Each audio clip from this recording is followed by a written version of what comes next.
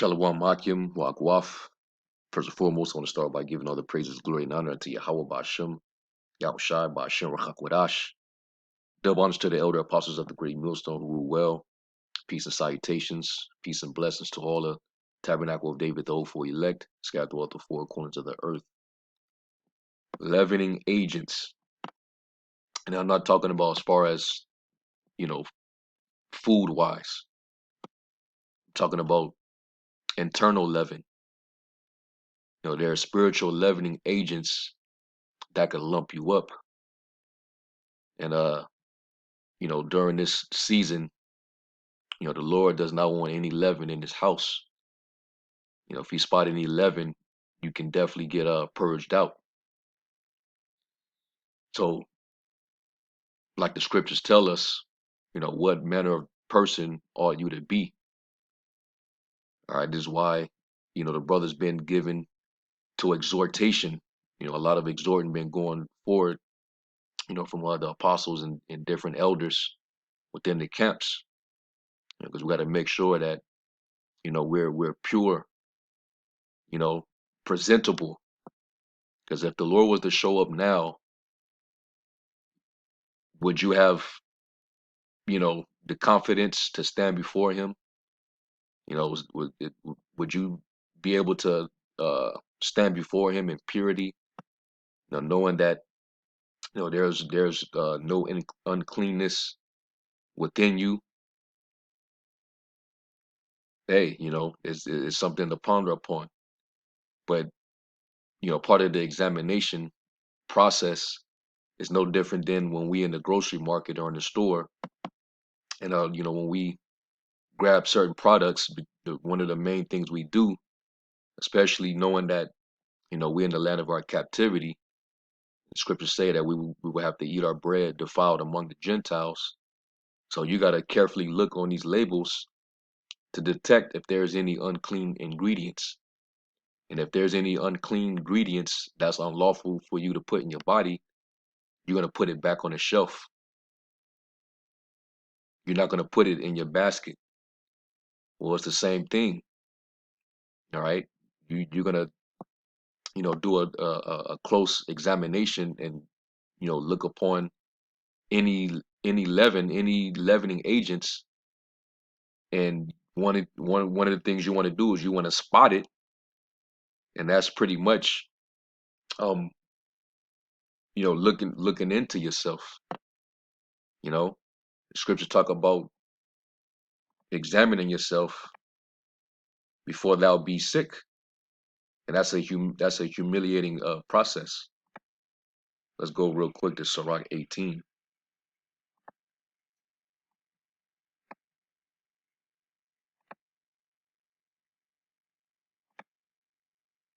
This is Sirach 18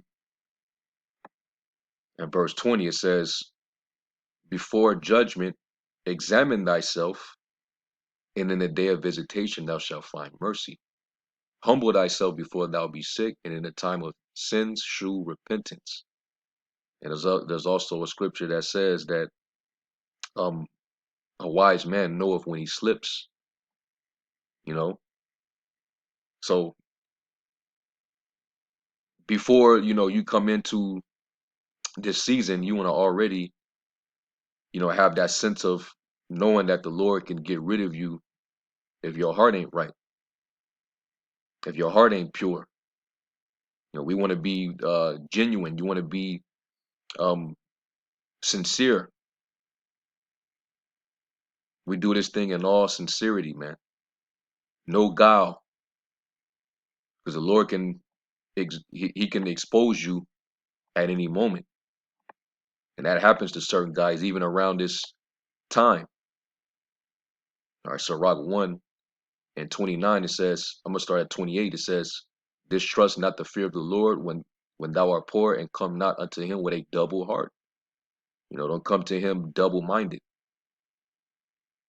The Lord sees that, man. If you have a double heart while eating and drinking of the Passover, the Spirit of the Lord will search you out.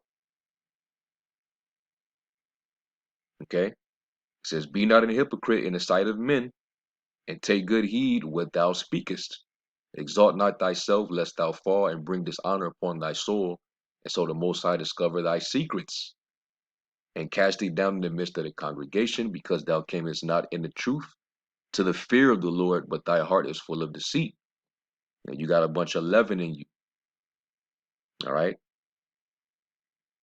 So, check for leavening agents, man. And we're gonna actually go into that in this lesson. There's many variant forms of leaven in the spirit, spiritual leavening agents. That if you're not careful and you let it settle and you're not trying to purge it out, clean it out, it's gonna lump you up, and the Lord's gonna purge you out. He's gonna cast you out. Okay. Real quick, Sirach. No, Salaki. Let me go back to 18. Let's go to Sirach 18 real quick.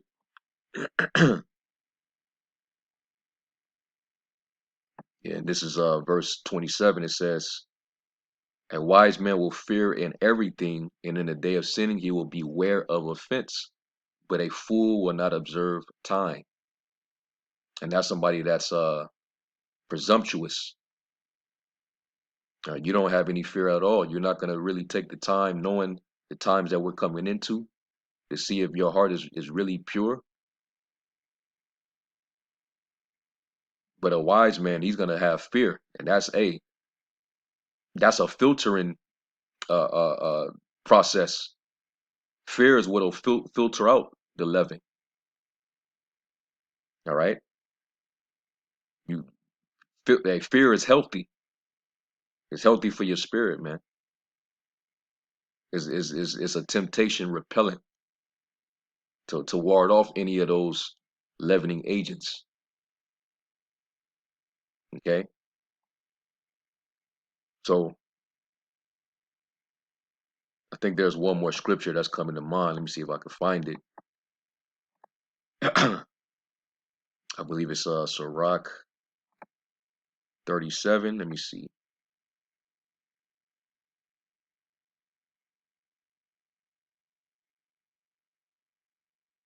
Yeah, Sirach 37 and 27. It says, "My son, prove thy soul in thy life, and see what is evil for it, and give not that unto it."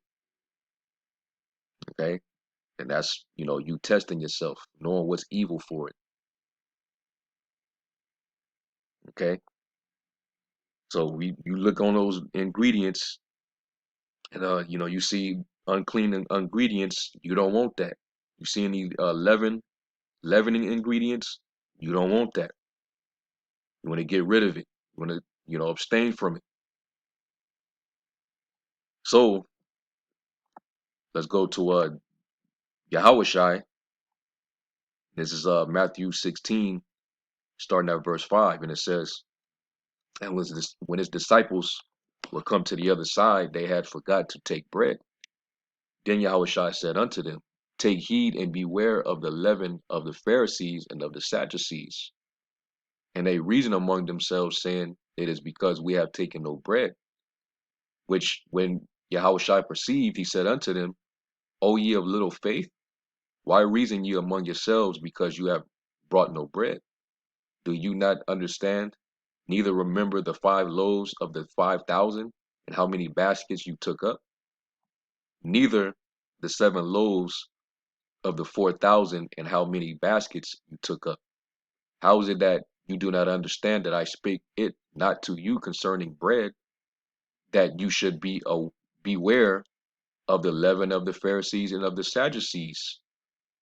Because that's who he was talking about, right? The encounters that he had with both parties, both organizations, they was filled with leaven. They was filled with hypocrisy. Hey, that's a leavening agent. When you're not genuine, all right. These dudes were straight up actors, pretenders, man, pretending like they were righteous. You know, they was all about the outward appearance. The Lord cussed them out that whole chapter in Matthew the 23rd chapter. Filled with hypocrisy, placing burdens upon others, and they themselves wouldn't even, you know, they were setting high standards for other people that they themselves couldn't fulfill.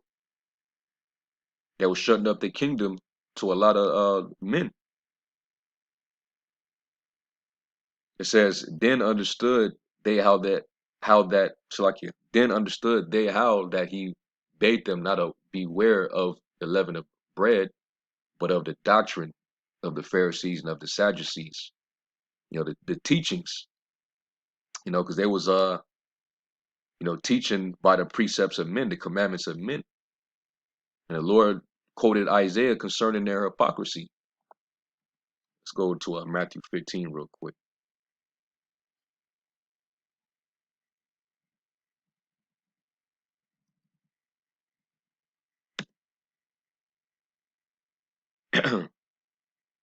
We're gonna go to Matthew 15, start at verse 7. And it says, matter of fact, I'm gonna start at,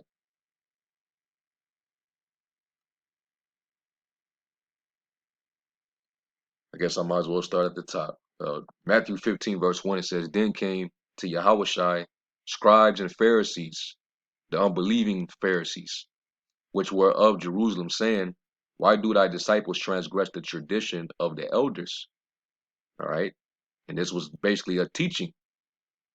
These ordinances, these carnal ordinances that they were keeping, they kept it as if they were just as important as the Mosaic law. If you wasn't keeping their tradition, then you was wicked, and they would look down upon you. It says, for they wash not their hands when they eat bread. But he answered and said unto them, why do ye also transgress the commandment of the Most High by your tradition? For the Most High commanded, saying, honor thy father and mother, and he that curseth father or mother, let him die the death. But you say, whosoever shall say to his father or his mother, it is a gift, by whatsoever thou mightest be profited by me, and honor not his father or his mother, he shall be free. Thus have you made the commandment of the Most High of none effect by your tradition. You see that? And that was wickedness, man. So you're not gonna, give your father or your mother because you want to act like you about to give an offering to the Lord. So therefore, you're not gonna, give your mother or your father or your mother. So that's the hypocritical shit that they were doing. This is leaven. It says, you hypocrites, well did Isaiah prophesy of you, saying, this people draw nigh unto me with their mouth and honor me with their lips, but their heart is far from me. But in vain they do worship me, teaching for doctrines the commandments of men. And that's the leaven of the Pharisees and the Sadducees. The Sadducees, they didn't believe in the resurrection, they didn't believe in spirits, they didn't believe in angels. So they clearly had leaven. So the leaven isn't just something that you eat. It could be teaching. Like a lot of these other Israelite groups, they got leaven in their doctrine. If you teach that Edomites, other nations can be saved right alongside Israel, that's leaven. Your doctrine is filled with leaven, man. All right. You teach that the mark of the beast is anything outside of the chip, then you got leaven in your doctrine. All right. If you teach that Jacob's trouble already passed, that's leaven. That's a leaven filled doctrine. Okay. So beware of that as well. The leaven of these wicked false doctrines. these false teachings from these false prophets out there. All right. Now let's get into the spiritual leaven, dealing with that internal leaven. This is 1 Corinthians 5:6. It says, "Your glorying is not good. Know you not that a little leaven leaveneth the whole lump?" Just one little dose of leaven can make the whole thing rise. Okay, that's why it's important to cast it out. And it even tells you in the same book, this is the epistle to the church of Corinth. He says in I believe it's the 15th chapter, um, evil manners corrupt good communication. So if you having fellowship with unfruitful works of darkness, that can actually taint your spirit. You can become influenced. Like if there's a brother with leaven of anger and malice, he's grudging against another brother. And if you spending more time with that brother and not trying to get rid of, purge that out, that demon that's on him can come upon you. And now you under that same contentious vibration. And that spirit can spread throughout the body. So it's best to, cast that out. Because the Lord pop up on you and you got that within you, you think you're gonna be worthy? Because hey, the elect, they're gonna be presented blameless. They're gonna be without fault. They're gonna be pure, man. Remember, we're walking in the body of Yahushai, man. Yahushai was without spot. He was without blemish. And he himself was purged, and his blood is what cleansed us. So there's definitely no time for no leaven, man. So watch out for that the leaven, which is all internal. All right. It's all spiritual. It says, "Purge out therefore the old leaven, that you may be a new lump, as you are unleavened. For even Yahushua, our Passover, is sacrificed for us." We gotta remember, this is about him. He died for us. He became that sacrifice. So we got to become that renewed creature in Yahushua. It says, "Therefore, let us keep the feast, not with old leaven, neither with the leaven of malice and wickedness, but with the unleavened bread of sincerity and truth." All right. Basically, you don't want to be the old man that you was before you came into the truth, before you cleansed your way by taking heed thereto according to the word. All right. Because hey, to purge means to cleanse. And we're cleansed by the word. The word is what cleansed us. We read these scriptures and it changed our outlook. It changed our mindset, the way we think. We were transforming the renewing of our mind. So those old ways were clipped. They got washed out. In other words, you mortified your members. Okay? That old leaven is pretty much part of the old man. And you got certain dudes who don't have the fear of the Lord, and they just any old nigga that just know that they Israel, and they think that they're ready for the Passat, not knowing what this is all about and what spirit to be in. That's why Jake having uh pre-party Passovers, dudes, promoting the Passover like it's an after hour with lamb and drink, you know, throwing full on concerts. You got women, all in the mix because that old man really never left. So a lot of these dudes are eating and drinking of the cup. They're eating the bread and drinking of the cup unworthily. And when you do that, you bring a damnation to yourself. All right. That's why you got to examine yourself first. All right. Look closely, look and examine into those ingredients, man. Look at the ingredients. Is there some abomination in there? Is there some leaven in there? Some yeast? All right, and let me real quick, let me read this in the other translations. It's NLT. It says, "Get rid of the old yeast by removing this wicked person from among you." And now, when you actually read this chapter, this is dealing with a man. He pretty much he had no morals at all. He was just a wicked nigga. He pretty much committed adultery with his father's woman. He slept with his own father's wife. So Apostle Paul is pretty much addressing the church on dealing with this matter. Do not keep this nigga amongst you, because that type of behavior will spread.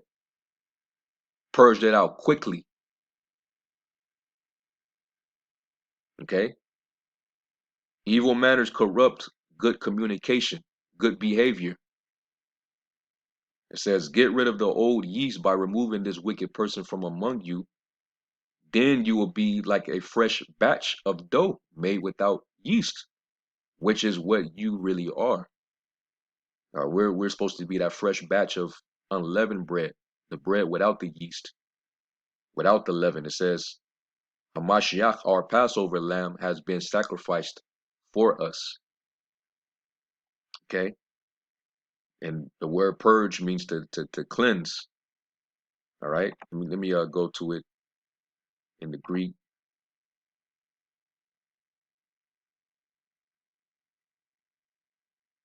Eka ekatairo, ekatairo, and it says to cleanse out, clean thoroughly, to cleanse.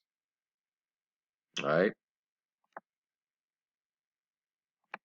so let's go here real quick, because that old man was filled with leaven. He's filled with yeast.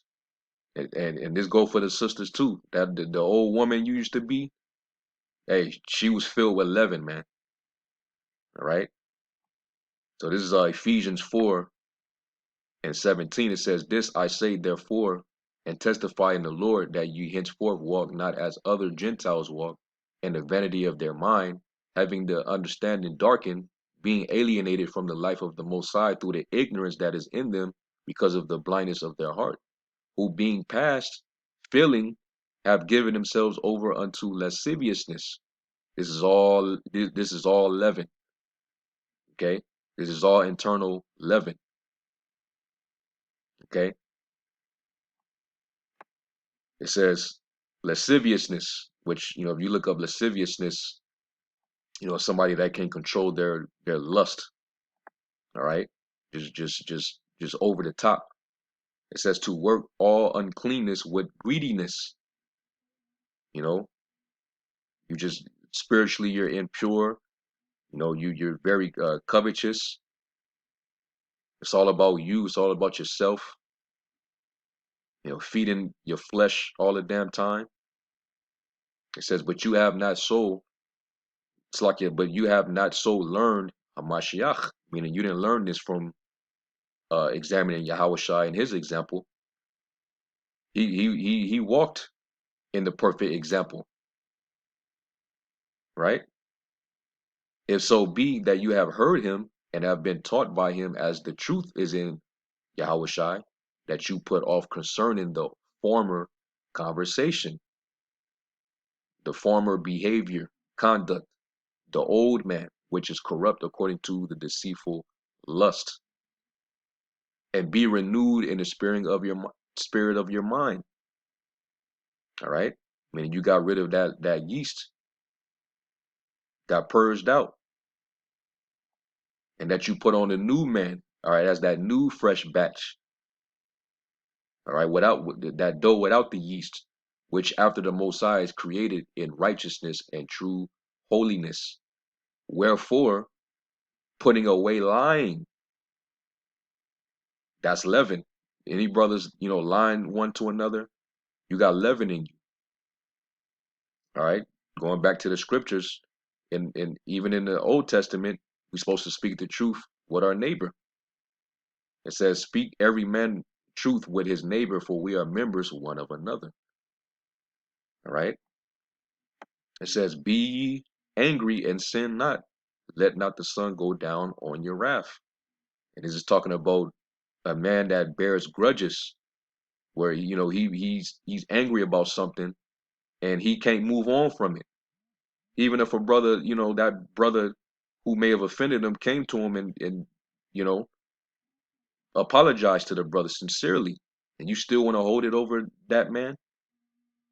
So you just gonna let the sun go down on your wrath. You're just gonna prolong your anger. Well, the Lord, he's not gonna deal with you. If you're not willing to forgive your brother, he won't forgive you. Okay? Neither give place to the devil. Because hey, you definitely giving place to Satan, you know? And hey, even going back in the law, it tells us um that we're supposed to not suffer sin upon our neighbor. We're supposed to rebuke them and not suffer sin upon them, but we're not supposed to bear grudge against each other. Thou shalt not hate the children of thy people, but thou shalt love thy neighbor as thyself. So when you're angry with a brother, you might be angry for what he may have done, but if he humbles himself and make peace with you, then you're supposed to let it go. All right. Otherwise, you got nothing but leavening. It says, "Let him that stole steal no more." That's more a leavening agent, because that's a person that steals is covetous. Thou shalt not covet. That's leaven. It says, "But rather let him labor, working with his hands, the thing which is good, that he may have to give to him that needeth. Let no corrupt communication proceed out of your mouth, but that which is good to the use of edifying, that it may minister grace unto the hearers." All right. We gotta, keep your tongue bridled and don't be so quick to utter anything before the Lord, especially if it's out of season. If it goes against the scriptures, you don't want to be in that spirit of, always venting, because you could say something in error, man. We only speak, thus saith the Lord, what is written. All right. So let's go from there to Colossians.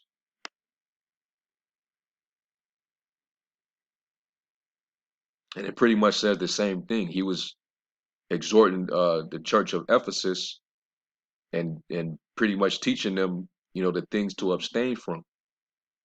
These are the things that corrupts you.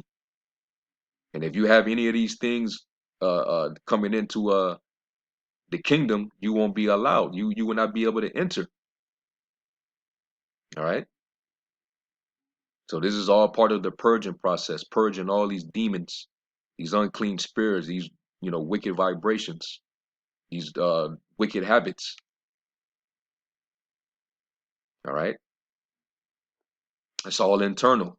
This is Colossians 3 and verse 5. It says, "Mortify therefore your members which are upon the earth."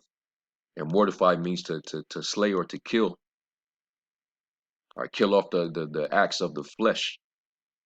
All right, which is all leavening agents. It can it'll lump you up, and the Lord will purge you out. It says fornication, and that was the situation with what happened in the church of Corinth, where the man slept with his father's wife. All right, that's why he's mentioning about purging this individual from among you, so that behavior don't spread. Because a little leaven will leaven a whole lump, man. We're not to company with individuals like that. If they're not worthy to keep the Passover, they shouldn't even be. But you got dudes in other camps, they bring straight heathens in, you know? All Sonetter's a straight up idolater, and he was allowed to come to IGPK's Passover years ago. He's a known scoffer, you see? So just take heed, man. Um yeah, Colossians 3 and Yeah, verse 5, it says, mortify therefore your members which are upon the earth, fornication, uncleanness, all right, meaning it's, spiritual impurity, inordinate affection, basically, in other words, a vile passion. The word is pathos, and it says down here, it says in the New Testament, in a bad sense, depraved passion, vile passions. That's an unclean spirit, man.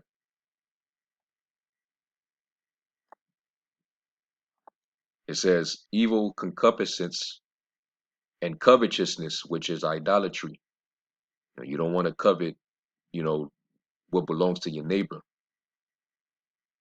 All right. It says, for which things sake the wrath of the Most High cometh on the children of disobedience. In a time you also walked some time when you lived in them, when you was filled with these leavening agents.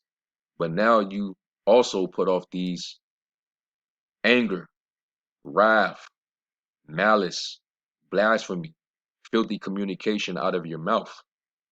Lie not one to another, seeing that you have put off the old man with his deeds, and have put on the new man, that fresh new batch, which is renewed in knowledge after the image of him that created him. All right, this is all 11, man. Okay, and now let's go to Galatians 5 and 19. It says, now the works of the flesh are manifest, which are these: adultery, fornication, which is also adultery, but also idolatry. That's how you commit fornication. In the flesh, it's adultery. Spiritually is when you commit idolatry. It says uncleanness, lasciviousness. These are all the same demons listed in Ephesians 4, Colossians 3. Idolatry, witchcraft, sorcery, hatred. Brothers showing hatred towards one another, man. It should not be no ounce of hatred within us, man. You in the spirit of Cain if you hate your brother, man. All right. You're in total darkness. You're not in the light. So that hostility that got to be put out if there is any. It says variance, um, emulations. That's dealing with jealousy issues. Dudes that do this thing out of envy. All right, wrath. And real quick, let me get this because it mentions wrath of multiple times. This is Sirach 1 and verse 22. And it says, a furious man, a man that's wrathful, cannot be justified, for the sway of his fury shall be his destruction. You know, you don't want to always be that furious dude, just boiled in his anger towards another brother, man. Because actually, when you look up fury or furious, so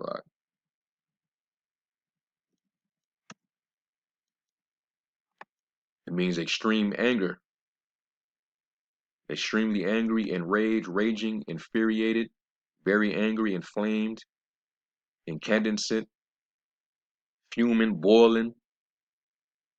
Yeah, man. Now, if a brother, committed adultery against you, that's one thing, man. But anything that's a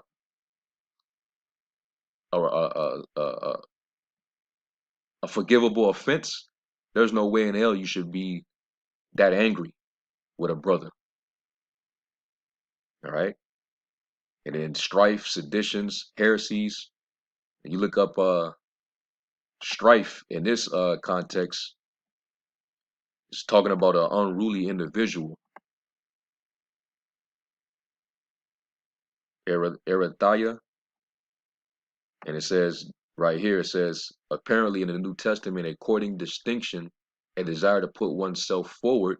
So somebody that's selfish, they got their own selfish ambition to the point where they want to basically do this thing their own way instead of actually, following suit.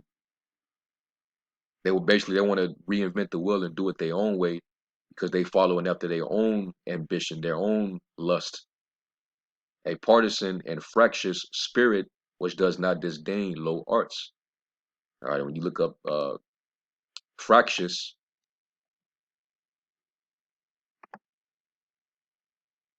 it says typically of children irritable and quarrelsome. Down here it says of a group or organization difficult to control, unruly, somebody that despises dominion. All right, wayward, unruly, uncontrollable, unmanageable, out of hand. All right, yeah, disorderly. It tells you he wrote that to the epistle to the church of Thessalonica, man. Any brother that's behaving disorderly, we're to have no company with him.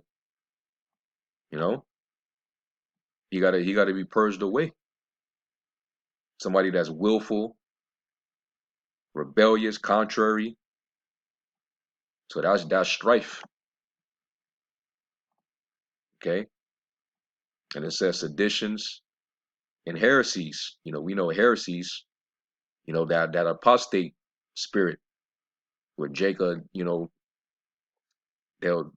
get seduced by a seducing spirit or a doctrine of the devil, and they start to change the doctrine up, and then they start to teach it in the ears of other brothers and sisters to try to get them to follow them and denounce the true teaching, and that formulates groups. That's why there's so many different camps out there.